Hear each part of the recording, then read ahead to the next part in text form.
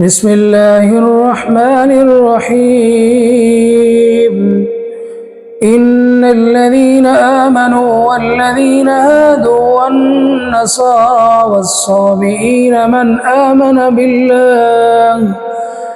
آمن بالله واليوم الآخر وعمل صالحا فلهم أجرهم عند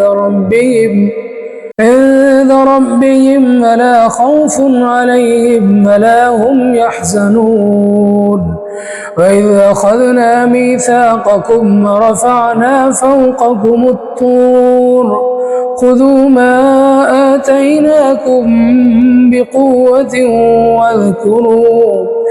واذكروا ما فيه لعلكم تتقون. ثم توليتم من بعد ذلك فلولا فضل الله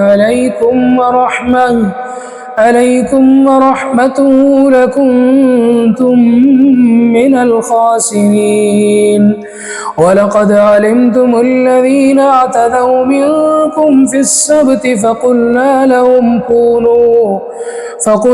لهم كونوا قردة خاسئين فجعلناها نكالا لما بين يديها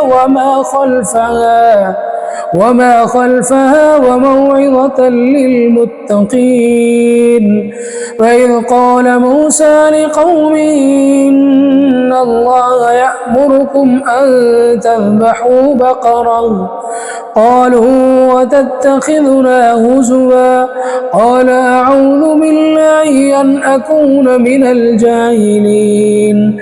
قالوا ادع لنا ربك يبين لنا ما هي قال إنه يقول إنها بقرة لا فارض ولا بكر عوان بين ذلك فافعلوا ما تؤمرون.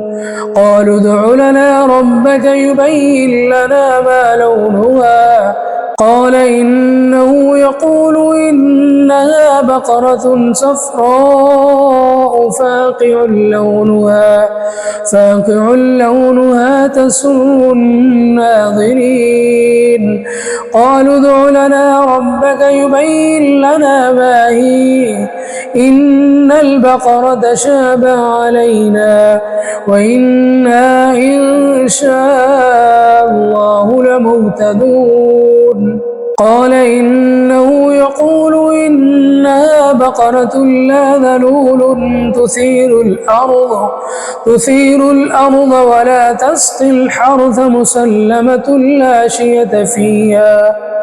قالوا الآن جئت بالحق فذبحوها وما كادوا يفعلون.